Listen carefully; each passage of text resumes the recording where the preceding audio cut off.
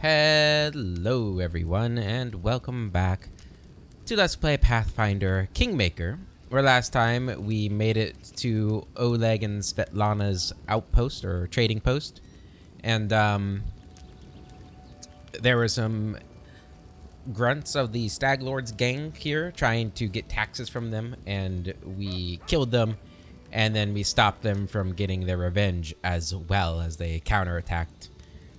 But we now have a safe haven here at the edge of the Stolen Lands that we can rest and regroup at whenever we need to.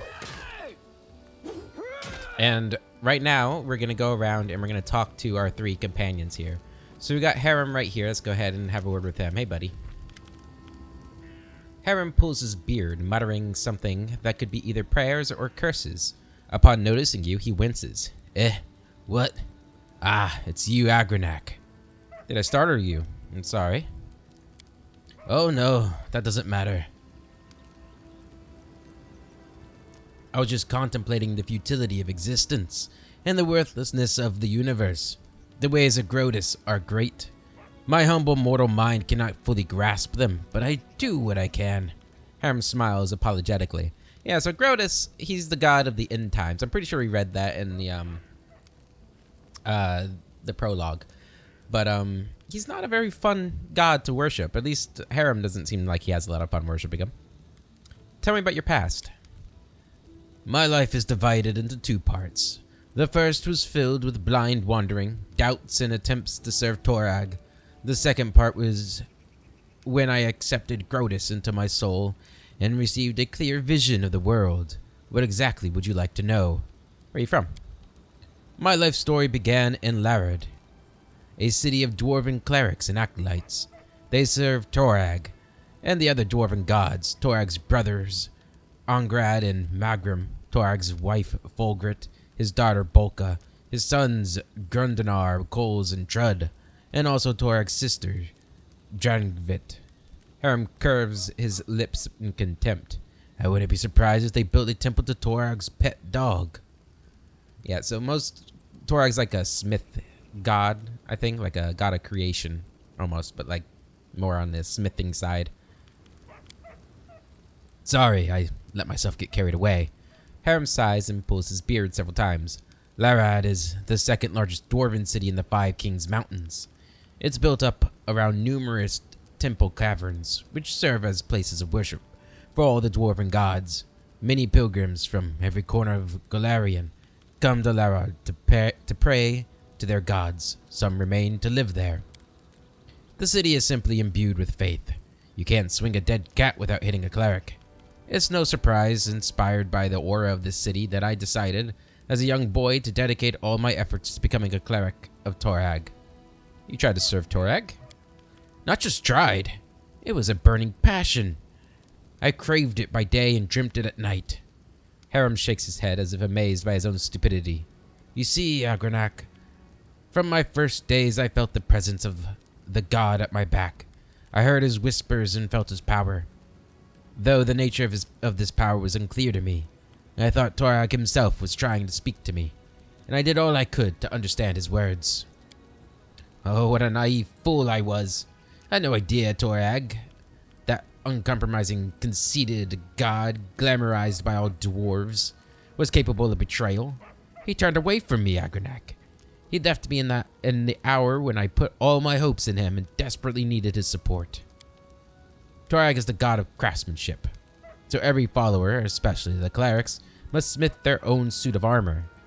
That's a really cool concept. I love that. The day when this work is finished is like the second birthday for a dwarf. He's newly born in the eyes of Torag. Harem sighs heavily and falls silent for a moment. My second birthday never came. I couldn't make the armor. Not even a sword. Not even a simple nail. My hammer smashed my fingers and fell on my feet. Molten iron burned my hands. The clerics laughed as they healed me. They used to say I was cursed by Torag. So finally, I gave up any attempt to please the betrayer god. Even if he really has rejected you, is that enough reason to leave your homeland? You don't know much about dwarves. Harem lets out a sad sigh. How can a dwarf cursed by Torag go on living in a city where every single soul bows to Torag? I was alone, disgraced, humiliated, insulted. A lone tear glints in the eye in the light before sliding down Harem's cheek and hiding in his beard. I was trying to drown my sorrow in drink, but even the owner of the cheapest pub on the road would laugh at me while he put those mugs in front of me. I couldn't take it any longer. I wanted everything to end. But there was one thing that kept me going and prevented me from ending my life. I could still hear that divine whisper behind my back. It was yet faint. It took a long time before I could hear it clearly, but having heard it once, I could never forget it. It was clear that none of Larad's deities favored me, so I left the Five Kings Mountains and went out searching. I didn't think that dwarves ever worshipped Grotus. How'd you learn about him? Oh, but that blessed day became the beginning of a new life. Alone and abandoned by all, I spent many dull hours in a filthy tavern by the roadside. I don't recall the town, nor even the country. I had no money. In fact, all I had was a hunk of stale bread. I was weary and almost fainting from hunger. And that was the moment when the whisper from my god became more clear. It was like he was calling me. At last my sufferings had come to an end. It was a miracle, Agranac, and I had paid full price for it with my torments. I couldn't control myself. I walked out of the tavern and straight into the nearest forest. And there I found the ruined temple of Eredin, the lost god. Several figures clad in robes were holding a silent service there, a service to a god I knew nothing of. None reminded me when I stood beside them. For the first time in my life, I felt myself at home. My new brothers told me that they were clerics of Grotus, the god of the end times. They were traveling from around Galarian, spreading the teachings of Grotus, despite all the persecution, contempt, and misjudgment they received from others. I gladly shared this burden with them, for now I knew whose voice had whispered to me through all those years.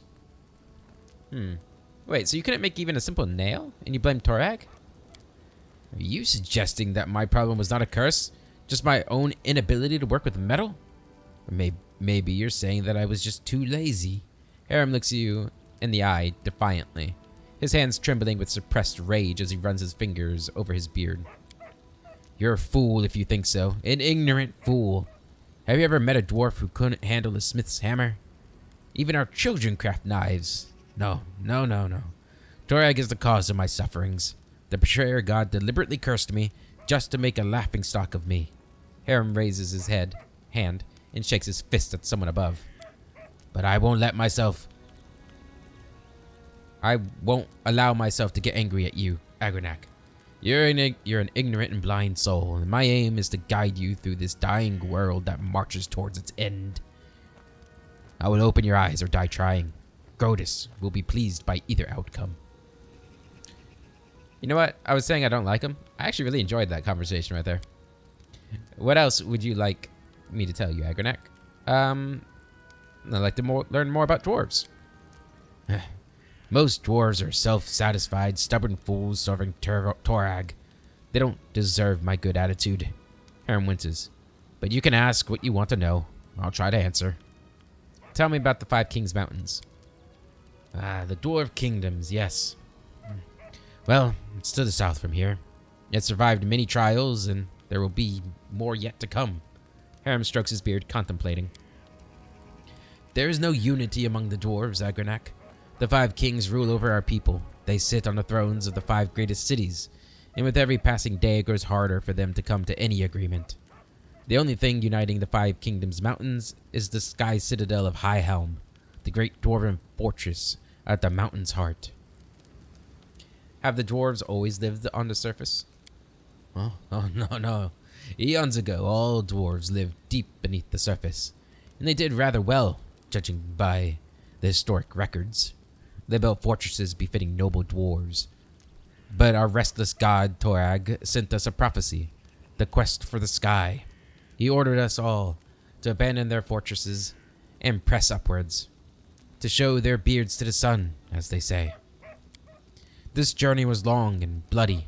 Many dwarves perished on the way. Others turned back, keeping to their ancient strongholds, eventually to turn into evil Duergar. Grey dwarves. But those who survived reached the surface and founded the Sky Citadels, the most glorious cities in Dwarven history. Tell me about them. Oh, they are peaks of creation. Glorious cities built by the ancient dwarves who'd finally reached the surface after many hardships, performing the final labor in their quest for the sky on the surface of Golarion. Harem's eyes glitter with admiration. They are steadfast, tall, magnificent. They are beautiful. The 10 citadels were built by dwarves, but we managed to keep only a few. The citadels crumbled, and the orcs, sworn enemies of our people, trampled their blessed streets and ruined their gorgeous palaces of the ancient kings. Harem's eyes grow misty with tears. These were heavy losses, and a disgrace to our people, Agranak. High Helm is the jewel of the citadels that remain. It is located in the heart of the mountains, in the heart of every dwarf. Yes, my heart too. There is a dwarven saying that if any enemy reaches High Helm, every dwarf from all corners of the world will come to defend it. Harem casts a sad glance at you. I'd be there too, but not to help the Citadel's defenders. I'd be there to witness the fall of our people with my own eyes, and mourn it. I would fall upon the cold stone and raise my final prayer to Grotus. I have other questions. What else would you like me to tell you? Tell me about your god. You wish to learn about Grotus? Harem seems surprised and pleased at the same time. Yes, of course. Or it's anything you ask. What are Grotus' teachings about, in a nutshell? I take a sip of beer. Grotus is the end of all that exists. Harem smiles. He's obviously been waiting for this question. Look around, Agranak. What do you see? Look again and realize that everything will be destroyed. Our clothing and our armor will turn to dust. The walls of the palaces will crumble into ruins. The trees will fall, and you and I will die much sooner than that. Grotus is a timeless watcher. He's been locked away by Pharasma, the goddess of rebirth. From her boneyard he watches over the world, knowing the time for the final reaping shall come. He's the bloated moon hanging in the sky. He's the harbinger of the last days. He's the one who will stay when all the others are gone. Pharasma has Grotus locked in the boneyard? So she's stronger than Grotus? Of course she's stronger. For now. Harem nods with dignity, stroking his beard. Grotus is weaker than Pharasma and many other gods. I would be a fool if I tried to claim otherwise. If Grotus were stronger, the end times would already have come, wouldn't they? But the powers of the other gods fade away. They dissolve slowly, a grain in a century. Grotus collects those grains and waits.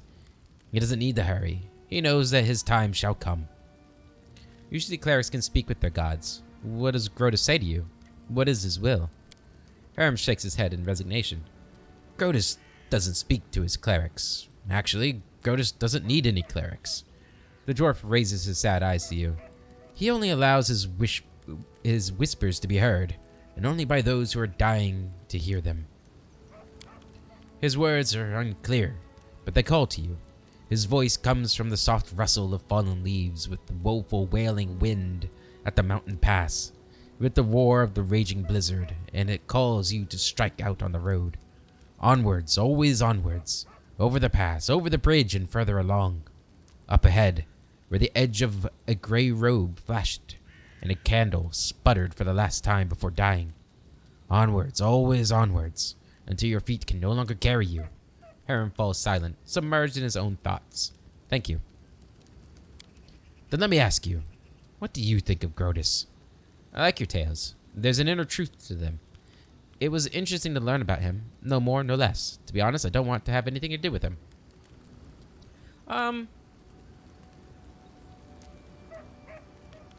think his teachings are an interesting thing to contemplate, but to live your life as Harem is doing is like just completely always thinking about the end. I think you miss the value of, the whole thing. Like, it's not about the destination, it's the journey. I think he's gonna miss that, right? I like your tales. There's an inner truth to them. A broad smile spreads across Harem's face. I'm glad you think like that. We'll bring this truth to the whole world and tell everyone that the end is inevitable. Well, okay, I wasn't going that far. Have you ever regretted your decision to abandon Torag and start worshipping Grotus instead? Your question might seem offensive, Agranak, but I am not offended. I realize you ask it because you wish to learn more about Grotus. Harem squeezes his beard in his fist, but in a moment, he lets it free again. Torag betrayed me, Agranak. All he's ever done was look down with contempt on all my futile efforts to please him. I crafted armor plates, but they fell apart with a single strike of a fist. I smithed swords, but they broke at the hilt. Torag's priests used to say that such failures were the curse of their uncompromising deity. Harem's fingers grab his beard with such force that it seems he'll tear a handful of hair out of it. It was Grotus who opened my eyes. He showed me that failure is a manifestation of his will. The end time is near, Agranak, and every failure is just another step towards it. Torag's curse is only half the reason for my failure. The other half is the blessing of Grotus, which I have borne from an early childhood. Harem smiles warmly at this thought. So the short answer to your question is no. I've never regretted opening my soul to Grotus. From what I've heard, Grotus doesn't spare the minds of his clerics. They all go insane eventually. Is that true? Ha! Who told you that? I'd like to look that slander in the eye. Harem bursts into laughter, but you can't understand what's so funny. You see, Agranak, sanity is quite a relative concept. Harem says as his laughter recedes. Each of us is certain that he's the sanest creature in the world. Well, I don't know about that. Meanwhile, we periodically doubt the sanity of others. So what happens if 2 or 3 people claim that someone else is insane? Does that make it true? Perhaps the accusers have lost their minds themselves. The longer a cleric listens to the whispers of Grotus, the better he comprehends the essence of his designs, and the deeper he understands, or his understanding becomes. When enlightenment comes, the mind of a cleric ascends to a new level of understanding, which is inaccessible to simpler souls. Is it insanity? This is for you to decide, Agranak. My decision was made long ago, when I reach enlightenment, I'll accept it with joy and delight. The lawful good thing is to say, honestly, that's just too much. You're a funny dwarf. You have your peculiarities, but to go insane voluntarily, you should give it up before it's too late. Ha! Well, when you learn Grotus's divine plans, remember to tell me about them. I could use a good laugh. Your eagerness is commendable. I don't really want to mock him. I don't know why this one's lawful. It seems more like it's a neutral good kind of thing. I'm gonna go with it, though. Harem sighs and shakes his head. Can't you understand? That's precisely what I want. For it to be too late. Thank you for the conversation. We'll talk later. Harem nods with dignity. I'll be happy to continue our conversation later. Alright. Are we still over encumbered? Yeah, I don't know why. What is weighing us down? Wait, no. I did discover why. But still, this is only 40 pounds. What's the rest? Is that all this gear? It could be this stuff. Yeah, that's another 20 pounds here. Studded leather armor. Damn. It's because we're not sharing party weight with our party right now, I think. I'll go ahead. Amiri. We're gonna talk. Amiri utters a weary sigh. Alright, spill it. I'm listening. We're just talking. You don't like it? Amiri shrugs several times. Perhaps flexing her muscles, or maybe just filling in the silence. Dunno, she admits at last. Depends what we're gonna talk about. If it's about monsters, or swords, or scars, I approve. That's good. And if you're gonna ask questions like why, and what for, and how, screw this.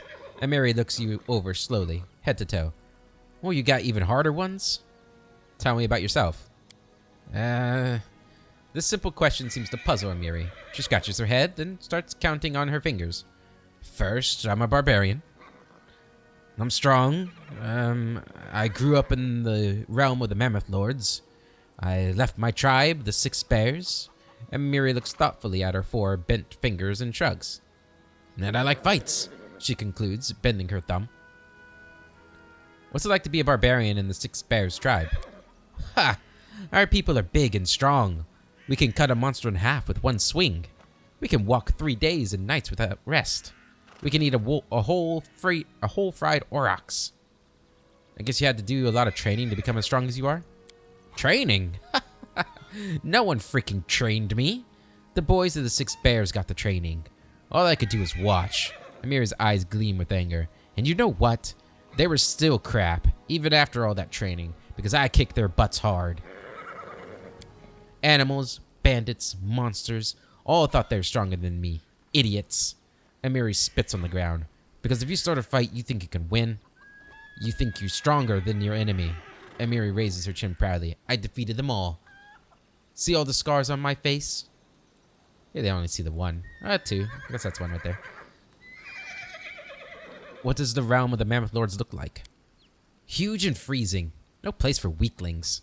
Amiri narrows her eyes as if evaluating your abilities to survive her homeland. Tribes hunt aurochs. Aurochs herds to survive. Auroch are fast, so tribe follows herd for days, just to not die of hunger. If you're weak, you stay behind and die in the snow. Tribes cannot stop. Also, there are giants and mammoths, sometimes demons too. Ah, the mastodons, and the saber-toothed tigers. Amiri grins. You would survive, I think. For a few days. Why'd you leave? Amiri flushes. Because they were assholes. All of them. Men were cowards and scoundrels, and men or women were scared little sheep. Amiri rolls her bloodshot eyes in fury. Men there think no girl can be a fighter, because they are weak. They are afraid of a woman that can beat them. And females just nod. Go sew hides, cook meat, watch kids. That's what they always say. But I'm a warrior, damn it. I won't cook hides and watch meat. Amiri is already shouting, her fists clenched tightly. I told them so. I went hunting with men, and what did I get? Still the same. You are a woman, you stay home. Even gave me a nickname, the Soft Chieftain, like a warrior woman was a funny joke. Damn. I even went to hunt those shit-faced frost giants, and they're... Amiri suddenly stops, breathing heavily, sweat beading on her forehead. After a moment, Amiri waves her hand awkwardly and forces herself to grin. So I left. Cowards, scoundrels, and sissies they were. That's why. You're quite a good fighter. Amiri jerks her head up. Quite good, huh? Compared to who? If I was a crappy male, I'd fight better. Is that what you say? She glares at you, her eyes narrow. Or you say I could be better. Like, go get some training, Amiri, right? I meant exactly what I said. You're quite good. You're quite a good fighter. Don't raise your voice to me ever again. You are very good in a fight. You're an excellent warrior. I've just given you a compliment, that's all. Oh, just relax. Forget I said anything. I'm gonna go with chaotic good. For several more seconds, Amiri continues to glare at your face with suspicion. Then, all of a sudden, she mellows. True. I fight good. That's what I do best. You're rather rude, you know. You bet. Amiri grins, then suddenly frowns. I'm a fighter. Big and strong. Everyone's afraid of me. I can't play the softie. Who would ever fear me then? The contemplative expression disappears from Amiri's face, replaced by a dreamy grin. I enjoy being feared. When I pass by and all the sissies almost faint, knees trembling, teeth chattering, shit dripping down their pants, Amiri falls silent, fascinated with the picture her imagination has created. Thanks for telling me. Let's talk about something else. She's great. I love Amiri. So, why'd you leave your tribe? And what's the story about those frost giants? I told you already. They were assholes. They treat women like sheep, not fighters. Amiri frowns. As for the giants, I'll tell you later. Someday. Maybe. That's a formidable sword. But it's not just a simple weapon, is it? You bet it's not simple. Check out how big it is. She proudly raises the blade, and you notice that even though Amiri is extremely strong, she still has difficulty wielding such a large sword. This sword belonged to a real blasted frost giant. I killed the beast and took this looker for myself. Fits me perfect. My damn trophy. Amiri's eyes flash with menace as if she's challenging some invisible enemy to try and take away her trophy. Alright. Thanks for talking with me. Let's speak again later. Talking. Why don't we do some monster killing instead? Miri sighs and turns away. Oh, don't worry. We're gonna do plenty of monster killing. Just gotta talk to Lindsay real quick. Excuse me. A halfling girl with tousled hair, wearing a dusty traveler's outfit, sits chewing the tip of her quill. Just a moment. How should I put this? Oh, I know. She scribbles something quickly in her notebook. With a verse, or in a notebook scrawled with a verse. Raises her eyes and gives you a bright smile. Oh, hi. Tell me about yourself, Lindsay. What do you want to know? Where are you from? I'm from all over. I was actually born in Galt, in such a tiny village that it's not even on the maps. If it weren't for my teacher, I'd still be living there. Milking goats, weeding turnips, swilling homebrew, having babies, and using books only as kindling. Who was your teacher? He's a true saint. He was once an important person in the capital at the Church of Shalem. But he got in trouble with the authorities and went on a self-imposed exile to the tiniest, most god-forsaken, priestless village he could find, the one where I was born. He wanted to open a school, but the villagers wouldn't let him. You can heal us all you like, but no putting any ideas into our children's heads. It'll only distract them from their work. But he did teach me on the sly. He taught me how to read, how to write, and he gave me books, poems, legends. He was the one who told me about the Arch Knights of Avestan. And when I told him I was going on a journey, he gave a magic ring to me so that Shellen would protect me from harm. I haven't seen him since I ran away from home. I hope he's all right. I ask Shellen every day to grant him a long life and new students. Arch Knights of Avestan. Who are they? Oh, you haven't heard of them? How can you be a hero without knowing one of the most epic stories in the history of stories? No, I won't spoil anything. You should just read about them yourself, every single chapter. Their adventures are what gave me the idea of going on a heroic quest and writing about it to begin with. And now, look at me. Here I am, on a heroic quest. How'd you become a bard? When I realized there was nothing for me at home besides more radish patches, I decided to run away. A traveling book peddler, Tessie the Quill, happened to cross our village. Well, I stuck to her like a burr and wouldn't let go, and so she agreed to take me on as an apprentice. Together, we traveled everywhere, to Brevoy, to Entalder, and even Ustalav. And then I found out about the Academy of Grand Arts in Pitax, and I thought, well, I love reading stories, so I can surely learn to write them too. I enrolled on my first try, and they even gave me a scholarship. Then they expelled me. But that's okay. They'd already taught me all the important stuff, and now, with Shellen's help, I can manage on my own. Do you worship Shellen? Yes. Not to offend the other gods, but she's the most important of them all. All the other gods guard the world as it is, but only the eternal Rose, the goddess of beauty, calls us to the world as it should be. Why are your clothes so messy? Lindsay waves her hand carelessly. Forget it.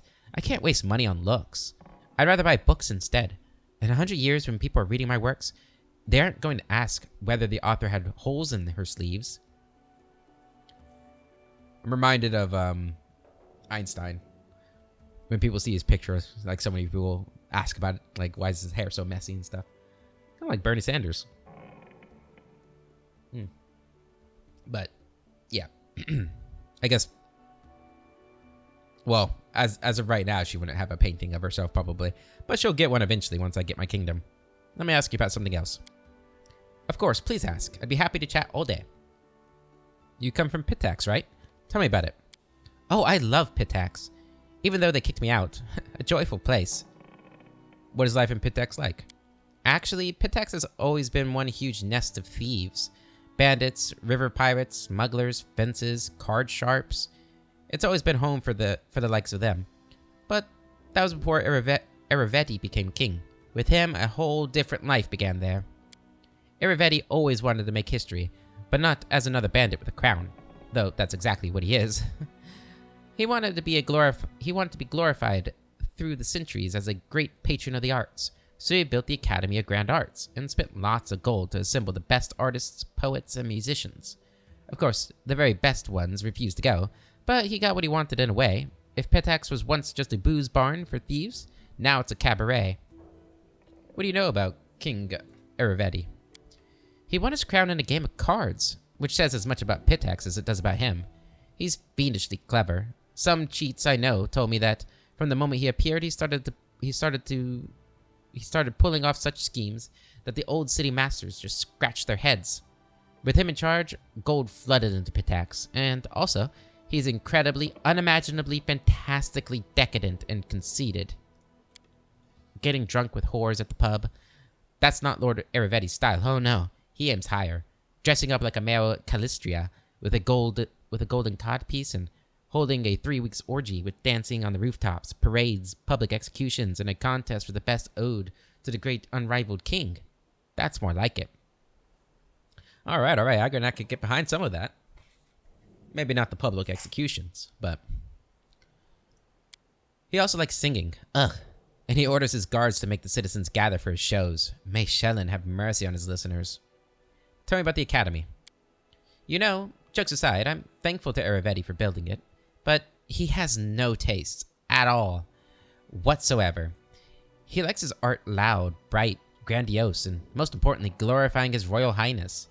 He kicked out the best charcoal artist because he didn't wish to spend money on gray scribbles. He sacked a masterful flute player from the Tianxia for playing too quietly, and instead ordered them to open a kettle drum class. He even ordered the academy to expel me, and for what? An innocent limerick? Would you like to go back to the academy? I'd like to return, but on one condition. If they threw out 3/4 of the professors who teach there now, and returned all the ones they banished. If you ask me, I'm proud to have been expelled. If my art was to Eravetti's liking, then I would have reason to be ashamed. As long as mediocre lick spittles sit at the academy and those with real talent beg on the streets of Pitax, I will not cross the threshold of that place. Tell me about that book you're writing. What is there to tell? You've seen some of my rough drafts already, haven't you? It's a book about you and your adventures. I'm writing the whole truth, just as it happened. Well, the whole artistic truth. You know, no glory, no story. Why are you writing it? What's the point? When I was at the academy, Eobold the Insightful began his literature course with the question, what is a person? And he answered, a person is a storytelling animal. Our world does not consist of things. All these woods, seas, and cities, it consists of stories about those things. The stories we tell to ourselves and to each other. Just think about it. Centuries will pass, and there will be no me, no you. All your subjects will be long gone, but you and I will live on in people's memories and influence their deeds, thanks to this very book. I love this. This is amazing. Okay. No offense, but your command of language is not that good. That's bold coming from me. The truth doesn't hurt me. Who do you think my most severe critic is? That's right, it's me. This is my first real book, and I have much yet to learn. But don't you worry, I will do your feats justice. And if I put my foot in my mouth here and there, then we can print a second edition, revised and corrected. Your book is full of inconsistencies. Well, yes, I can admit that. Sometimes one has to bend a few details for the sake of dramatic effect. It's called poetic truth. I read about everything as I saw it with my own eyes, even parts of the adventure that I wasn't around for. But I do always carefully question everyone who was there with you at the time. Think of it as a general picture. In the end, you're the hero of this book, and I am just the storyteller. So, what kind of character am I? Truth be told, I was a little bit afraid of meeting a real hero. In books, they're all protectors of the weak and poor. But what about in real life? But you eased all my fears with 2 shakes of a tail. You're a true hero, just like in the legends. My new fear is that, in 100 years, my readers will say that people like you never existed. But I'm writing the truth. You are like a force of nature, wild and unpredictable. You're full of surprises. I doubt I can make up a protagonist like you, even if I tried very hard. Thank you, Lindsay. How do you feel about me reading your work in progress? Well, these are only drafts, but of course you're welcome to read them. Just keep in mind that even if you don't like what I write about, I won't change a single letter, so don't even ask. Of course, it's a book about you, but it's my book. Understood? The small writer's eyes glow rebelliously. As long as you write the truth, I have no objections. Write whatever you wish. I doubt you would defame me, or, for that matter, overpraise. Write whatever you wish. It's your right, but I shall decide if your book is allowed on my lands. I will be remembered for my deeds, not for your book. I have no interest in censorship. Any stories about me are welcome as long as they're interesting. I'd rather have a say in how my biography turns out. Of course you can write whatever you want, but you know what happens to writers who displease their rulers. Yeah, gonna go with the chaotic good one. Thank you for your trust. I will not set out to please you, of course, but I still hope that you'll like my book as much as the others. Let me ask you about something else. Tell me about your friendship with Tessie the Quill. What's there to say? The books woke my urge to travel, but it was only thanks to Tessie that I managed to really get out of my village. At first, Tessie tried in vain to get rid of me, but later, when I told her I was staying in Pitax, she even shed a tear. I wonder where she is now. What's the deal with the ring you always wear on your finger? Ah, this? Lindsay holds her arm for you to get a clear view of the ring. It was a gift to me from my first teacher. It's magical, imbued by the powers of Shelyn, no less. When I get myself in trouble, it transports me to a safe spot. So, please, don't be angry with me if I suddenly disappear from a fight. I'll wait for you here. Promise. I have to go. Just don't leave without me. Of course, I could just write whatever you tell me, but if I wanted to stay cooped up in a dusty room, I'd still be sleeping through lectures at the academy. Alright, we are finally done talking with our companions. It's time for us to set out. So let's go ahead and get out of here. Ooh, what's this? The gate hinges are deformed and deadbolted, and the deadbolt is broken. It seems someone didn't want this gate to close. Yep. Alright. Yep, accept. So yeah, I hope you guys enjoyed learning about our companions. If you've already played this game before, let me know who your favorite companion is. I'd be curious to see what you guys think. We haven't found my favorite companion yet. From the first time I played this game anyway. There's actually quite a few characters in this one. I feel like Kingmaker has a lot more characters than Wrath of the Righteous. Or maybe I'm just misremembering. Okay, so if I look at my inventory now, yeah, so we're not overweight now. That's good. We got this wand of magic missile we're gonna give to you. Where's that go? Oh, right here. You'll have to show me how to use it first. There you go. We got one scroll of Raised Dead. I'll have to keep that in mind. Let's go ahead and look at our journal here. All right. So here we are. What a mess. While we were resting at the trading post, our leader suddenly stared into empty space, moving his lips as if he were talking to someone. And then he said he knows where the bandits who attacked the trading post are camped. We'll never find the Stag Lord's fortress in all this ominous fog that blankets the area. But if we track down this gang, well, we'll be able to follow their trail. Off we go. Recover Svetlana's wedding ring from the bandits and return it to her. Gather fangberries in the spider cave and bring it to Boken before it spoils. But beware of the spiders. Boken said that those in the cave are extremely mean. Gather a bucket of moon radishes and bring it to Boken. Moon radishes often attract kobolds. Okay, so this is the cave, right? Yeah. Now, the cave is tough, if I remember correctly. It's a tough place. Is this the camp? Yeah. So that's kind of where we want to head. We'll try and do the cave on our way. Or do we just go to the cave now?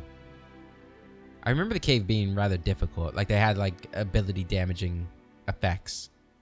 I really don't want to deal with that. So we're going to go down. There's someone on the road. Get ready.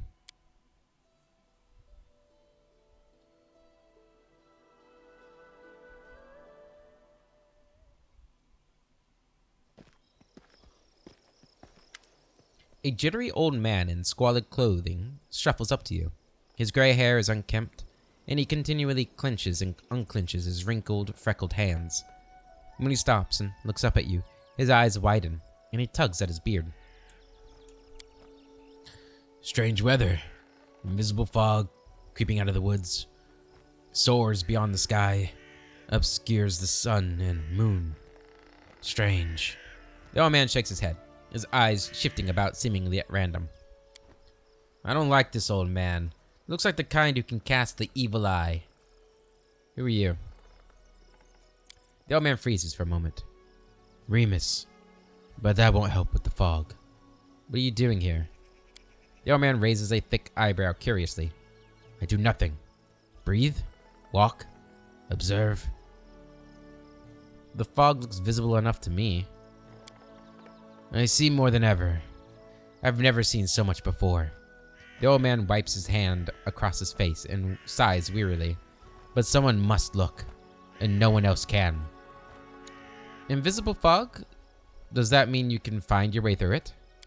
The fog is wrong. It hinders your legs, not your sight. I wish not to try. I don't have time to listen to an old fool's nonsense. Begone, I should probably go. One more word and I'll kill you. I should probably go. The old man stares at you intently. You hasten? You should. Your rival wastes no time. He races, but in another direction. He searches for power. He'll find it. My rival? You mean Tartuccio? I just do what I have to do. I don't care about rivals. All the more reason not to linger for well. Do you mean Tartuccio? The old man tugs his beard again. He's not tall, but he wants to climb high. Beside him are those who could stand against him, and might yet still. What power is he searching for? Someone else's, old but forever young. That which was taken from another. That which gave joy and now gives death. Can you tell me where he is now? He's in an old tomb, south of the trading post. Ancient tomb has been revealed. Thank you. The old man nods. How do you know we're rivals? I don't know. I see. You can choose where you set your eyes, usually. But can you choose what they see? Farewell. The old man turns and walks away slowly, muttering softly. Once stolen, the land should be reclaimed. Once reclaimed, bound with the claimer shall it be. Bound, merged, joined by unbreakable ties. Claiming the land, claiming its pain, claiming its death. Later. What an odd old man. I remember him being... He has like an important role, but I don't remember what it is. I feel like there's going to be a lot I don't remember outside of like the really core epic story points.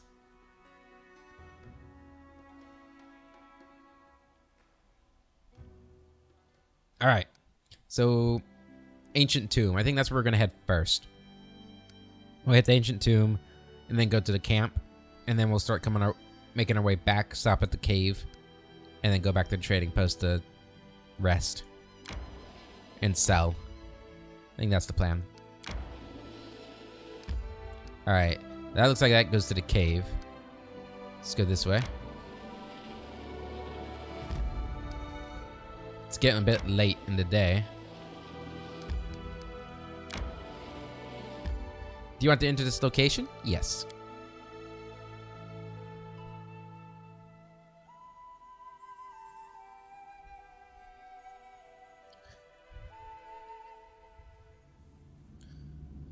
Okay.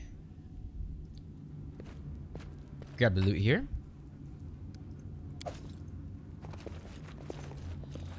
Save it.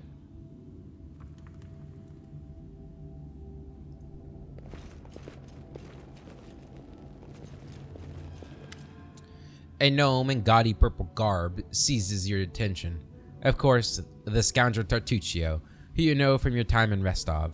The vile gnome is standing on a small hill, expressing his discontentment in every way he can muster. Let me guess, you're still dawdling. Should I make some tea in the meantime? Bake a pie, perhaps? Plant a small garden and harvest some cherries? Perhaps you'd be more comfortable wearing fool's caps and colored trousers. Then at least I'd be able to sell tickets. Come one, come all! Feast your eyes upon the slowest and the most ridiculous buffoons in Golorian! Sir Tartuccio, I may serve you, but I am no one's slave. We do what we can, but it is no simple feat to find an unknown object in a vast dungeon. Hold your tongue, gnome. I can hardly tell your twaddle from the buzzing of a fly. Jthal stares Tartuccio down. Quickly now. If we don't find that artifact soon, someone else might seize it. Someone who's standing over there watching you right now, you fools! Tartuccio turns his angry gaze upon you. He nods to his guards to draw their weapons. Don't you have some other pressing business to attend? Perhaps Jamandi's quest, the search for the Stag Lord? Valerie, I would say you and your sword can find greater glory than in service to Tartuccio. He summoned you to fight the Stag Lord's bandits, but now uses you for more questionable dealings. Jthal, isn't Tartuccio's arrogance long past what you can suffer? I can find far better uses for a companion such as you. Get to the point, Tartuccio. I know you're looking for an artifact, and you're planning to use it against me. Let's try and convince Valerie. You're right. Tartuccio has deceived us. A warrior who bows to a lie, who humiliates herself. There is no glory in this. I shall aid this scoundrel no more. Valerie, I think I called her Veronica yesterday. Or the last episode. Valerie folds her arms across her chest. I see my magnificent rival will stop at nothing, even at stealing the servants of his enemy. Let us see if your fools are even more useless than mine. Draw your swords and cover my retreat. Are they both gonna stay? I don't know. Amiri, you're gonna go after them. Agronak, you're gonna go here. A solid plan. You're gonna go after him. Repent. You're gonna help me here. Serves you right. I can't keep this up much longer. Yeah. Okay. Yeah, you guys attack him. Your life ebbs low. Avenge me. My skills Damn, she's dead. exceed yours. Hopefully she'll get back up. Won't kill me. Amari, come on. Take him down. All of you on him? You deserved it. I thought Amari was gonna be able to handle that person. Survive. I guess not. Alright, well, we got Valerie. So that's good. I think if you don't try and convince them there, you don't get either of them.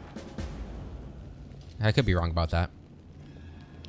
Alright, so she's a fighter. What else is she good at? She's very high. She's got very high constitution. I would love to like make her into like a monk, but she doesn't have good wisdom. So that wouldn't really work. I don't really want her to be a fighter. Of course, I wish you could change their portraits too to like fit other classes. That'd be cool. It's because she's a tower shield specialist. I'd be okay with her being a fighter as long as it wasn't a tower shield specialist. Because that kind of like locks you into being, you know, using a tower shield. And she can't be a paladin, which makes sense lore-wise for her too. Although it'd be cool if you could like convince her to go back to being a paladin. I'm pretty sure the one time I've played this game all the way through, I made her a stalwart defender. And we went through that path. It worked okay, but it's kind of boring. Monks are cool. She could be a monk. I mean, what would be missing? We'd be missing out on... I mean, I guess quite a bit. You know what? I'm gonna hold off on leveling her up, because she's somebody I might have with me in the party for a while. Maybe even a romance option. I like Valerie a lot. I think she's the first romance option I have. I don't think you can romance Amiri or Lindsay. You might be able to romance Harem. I don't remember. What do we got here? It seemed from afar to be but cracks in the stone. But turns out... Oh, I thought that would say there. But turns out to be a faded image of the sun. A grinning jackal's skull has recently been scratched on top of the image. On closer inspection, one can discern the outline of a head with a single eye. Judging by the outline, this bas relief once depicted the sun and moon. Now it's almost completely eroded. A scorched fragment of a necklace. That's going to be important later on. The image carved in the stone has almost completely worn away over the ages. One can still distinguish a sickle, a sword, and a skull with a single eye socket covered with a coin.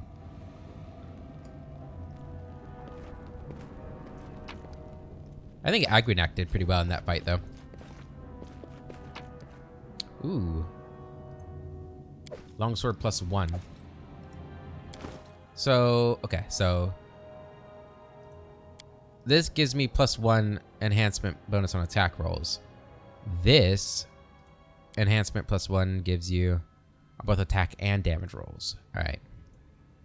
So that's going to be yours then. Wait. Oh, she was proficient at bastard swords, that's why. Still, this is better damage, right? Oh, no, it's not. 312, 411. Well, I guess we'll keep you with the bastard sword. Okay. Fine. We got a composite longbow here, too. A light crossbow. That's what you use. Okay.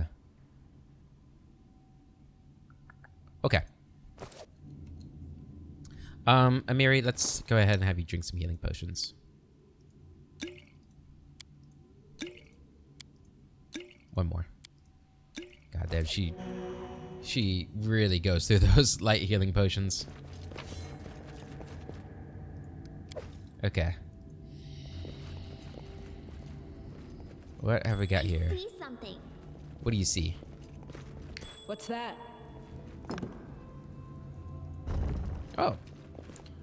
Door open. We need to change our formation.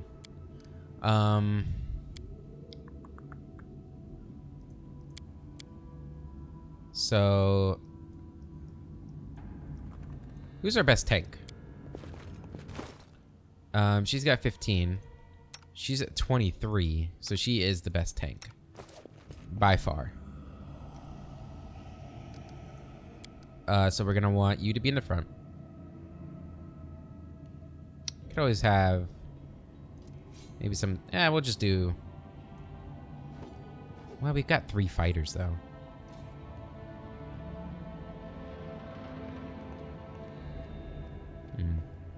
Have more of a wide formation.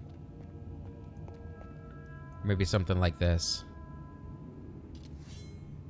We want it to be like this though. You guys right there. Amiri here. Him there. And her right here. Yeah, that should work. Alright, what do we got here? Ancient Cyclops coins.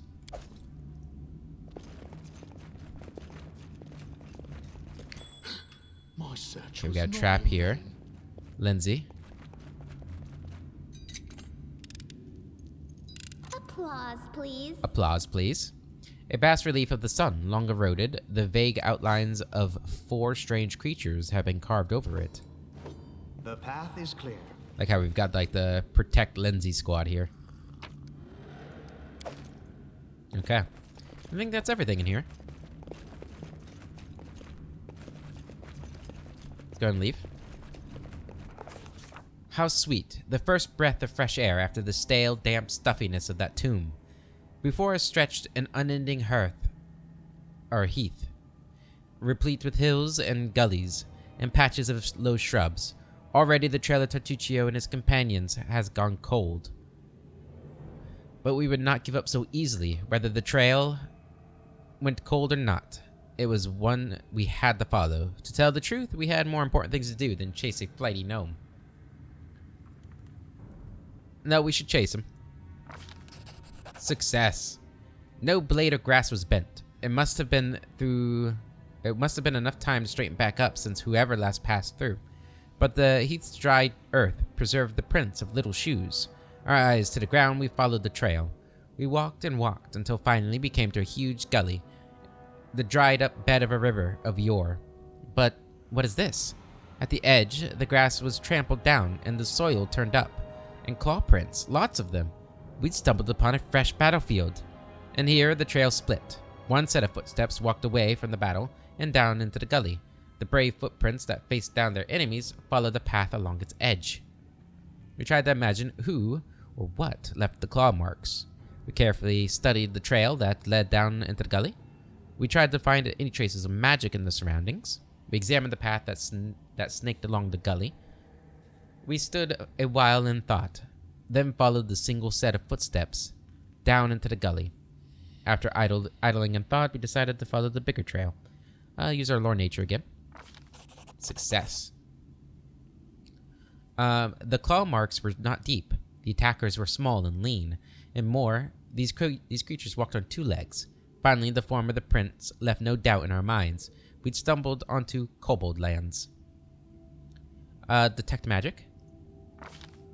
We discovered traces of a spell, apparently from the illusion school of magic, near where the lonely trail descended into the gully. Carefully examined that trail. To our surprise, we discovered that the little shoe prints turned into little clawed footprints on their way to the gully.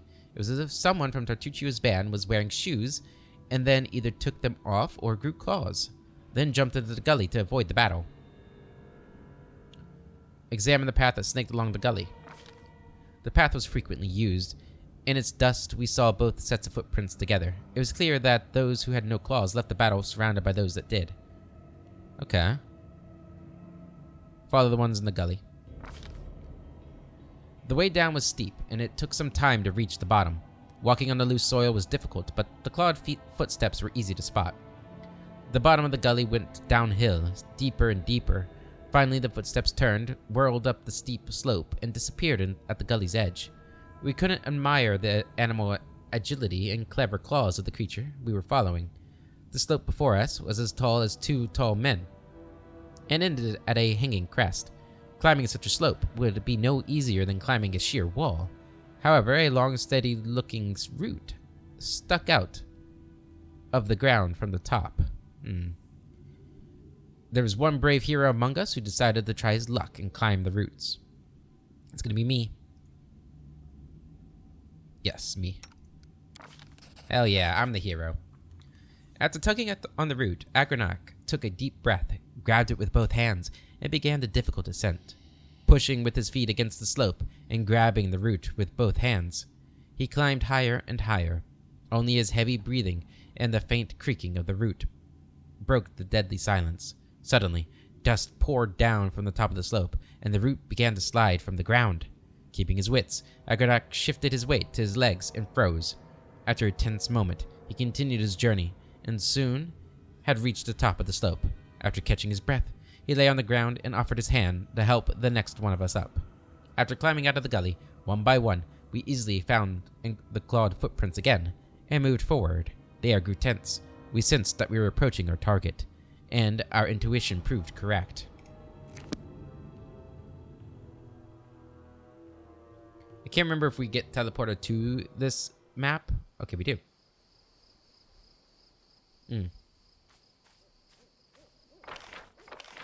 This is the pine patch. Okay.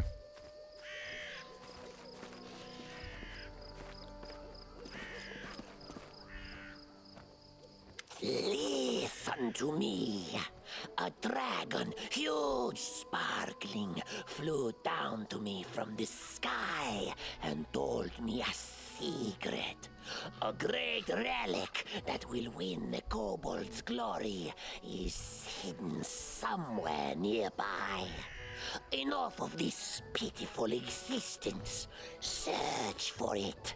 Search and bring it to me. Their leader speaks in the suspiciously familiar voice of the gnome Tartuccio. He's even got the name Tartuccio under his portrait. Dragon! Glory! Dragon! The voices of the kobolds rise in excitement. We know the mights under the old sycamore. They possess the magic treasure. Very, ancient? Very ancient, okay. Lawful good. Stop deceiving these poor reptiles, Tertuccio. That's one thing I never expected to see in the middle of the forest. A circus show. Learning a new trade, Tertuccio. Yeah, we'll go number 2. You! When will I finally be rid of you? Don't listen to him, tribesmen. This liar comes to play tricks on us. You and you, hold him back. The rest of you, follow me. You know what I just realized? This is the path I've always taken whenever I've done this. And I've done the beginning part of this game several times.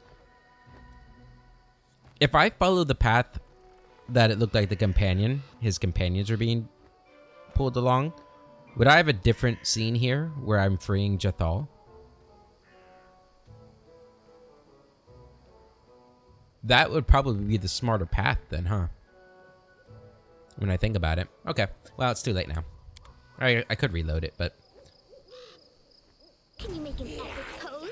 I need inspiration. Okay, that's a lot of them.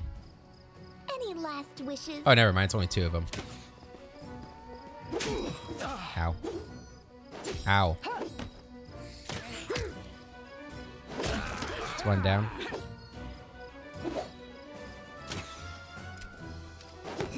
We miss a lot, I'm realizing. What difficulty did I put this game at? Did I do core difficulty? Alright. Explore the vicinity of the old sycamore. Alright, we'll take all this stuff. Let's look around here. Tread lightly. Pick that mushroom.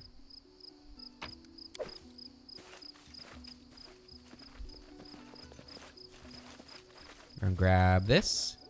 This is an ancient Rostlandic coin. Okay, so that's the second type of coin we've found.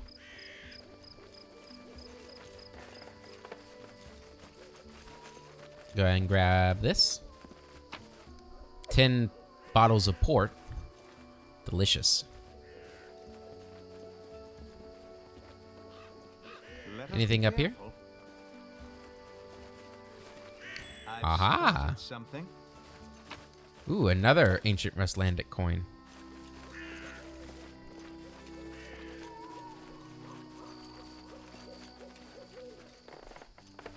Nothing down here? Okay. The path Anything is in the clear. camp? Yes. Some food. Ooh, what was that?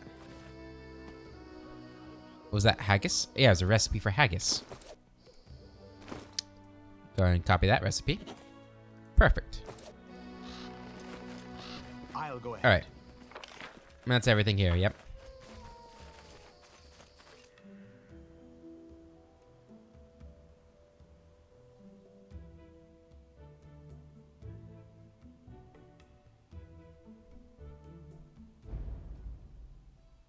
All right, so that's the pine patch. There's the old sycamore. Okay. Looking at the time, yep, we're going to end the episode there, guys. In the next episode, I think we're going to continue what we were doing. We're going to go to Thornford here. And we're at the camp. And then we'll make our way over to Fangberry Cave. Do that. And then you get those berries up to Oleg's. Where we'll be able to talk to Valerie, too. But until then, I hope you all have a wonderful day. And I'll catch you later.